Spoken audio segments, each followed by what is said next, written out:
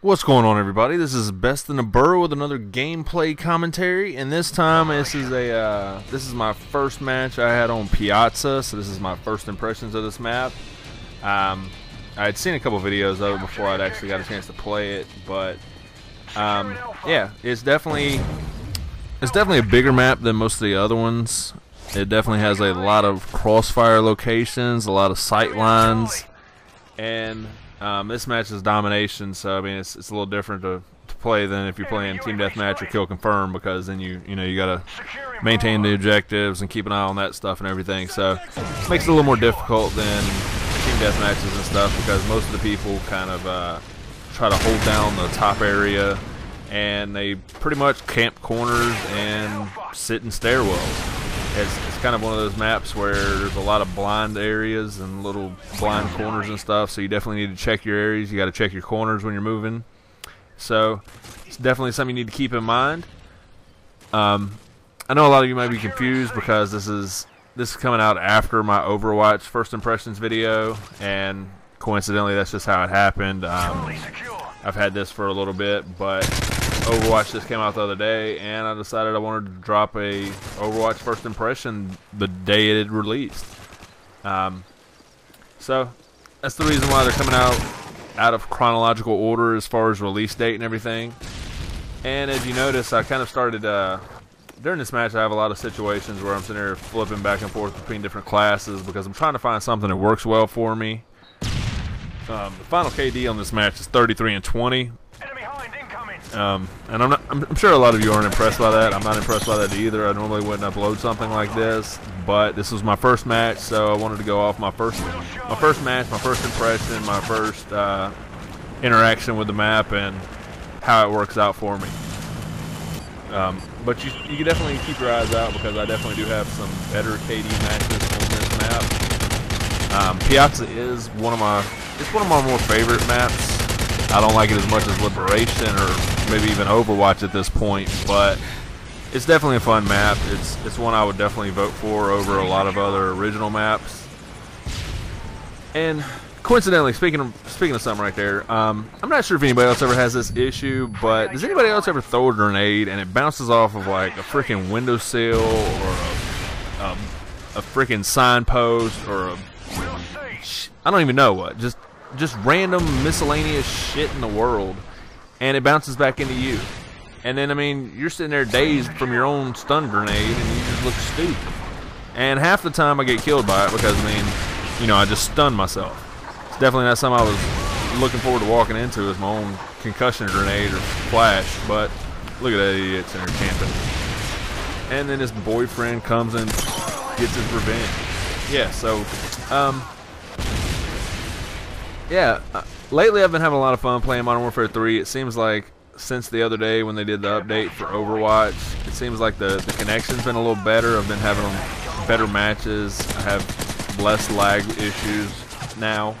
So hopefully this is a sign of good things to come. Hopefully they're going to continue to repair the situation and kind of stop the bleeding as you may. But yeah, I mean, it's a fun map. Like I said, it's not my favorite, but it's definitely one I would vote for over original maps on the game. And something else I just want to kind of talk about real quick is MOABs, or MOABs, as some of you may be familiar with them. I'm not a fan. I wasn't a fan of the nuke.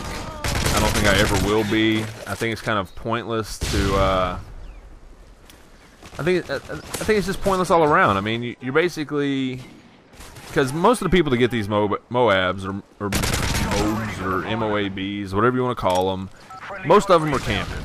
Most of them are playing objective-based games, and they're not playing the objective.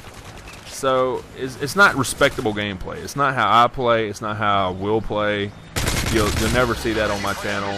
So don't ever expect that or think that you may run across it on my channel. It's not going to be here.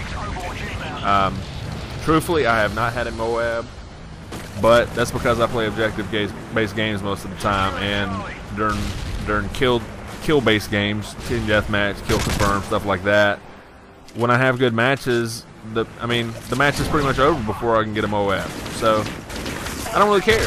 I mean, it's kind of a deterrent from good gameplays of people playing as a team or tactical or strategic based. I mean, it's one person sitting there going for the whole glory while everybody else on their team is suffering.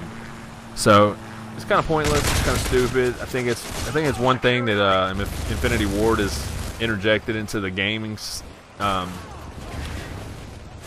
fabric structure, I guess, and I think it's a bad thing. I mean, I don't think it's realistic, especially as far as the nuke goes. It's not realistic to think that if one soldier kills 25 infidels or whatever, that he's gonna be able to drop a nuclear bomb. There's only been what, one ever dropped, so I mean, it's not realistic. I think it's pointless. Yeah, so moving on from there. Something else I want to kind of touch on, because it's something I've been thinking about the past few days, is past loves, I guess you could say.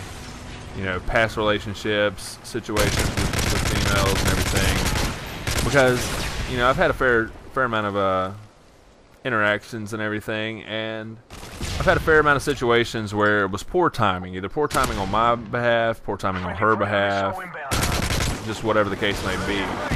But sometimes it's like sometimes there's those girls that you just can't get out of your head. You can't forget them. You can't get over them. They just kind of stick with you, and you know, kind of something you carry along with you throughout the rest of your life, I guess, unless there's someone that you keep for the remainder of your life. And what brings me up on this topic is the other night at my job, this girl I know who she is friends with a girl I was, you know, kind of hanging out with, hooking up with, whatever you want to say, for several years, I guess you could say. And the poor timing on the whole situation was, we got together when she was about, I think, 22, 23. I was there about the same age, 23 or so. And she just gotten out of a long-term relationship with this guy she'd been dating since she was like 15. She left that relationship because she found out that he was attempting to sleep with all of her friends behind her back. So it's definitely something she couldn't stand for, so she got out of the situation. Previous to that, I had basically informed her that I was kind of interested in her, I was attracted to her, whatever you want to say.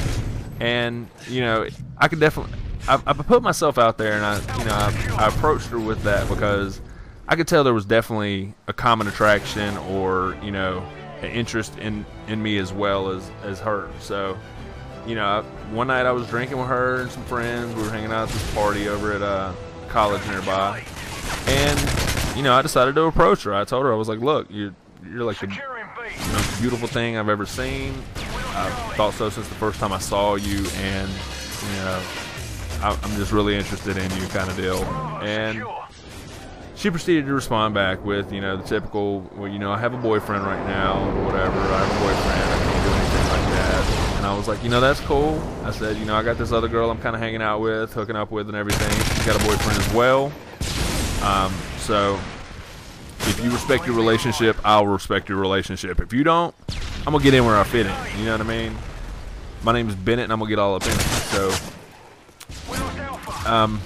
I don't want y'all thinking out there that I'm that kind of skeezy guy that tries to steal people's girlfriends or hook up with them on the side. It's not my thing. That was just kind of a point I was at in my life where I wasn't really worried about it. The girl who had a boyfriend that I was messing around with, I didn't know her boyfriend, so personally, I wasn't personally involved in the situation. And if she doesn't care about her relationship, why should I? It's not mine. You know what I mean? But this other girl, she said she cared about her relationship, and I said, you know what? I can respect that. So I didn't approach her.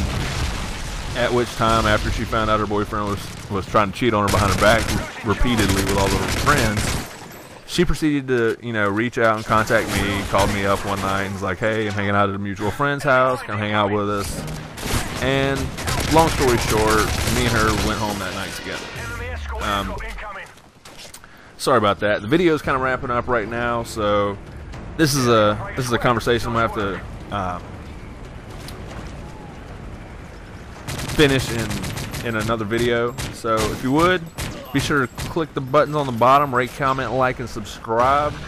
I do appreciate you watching. Thanks. Catch you later.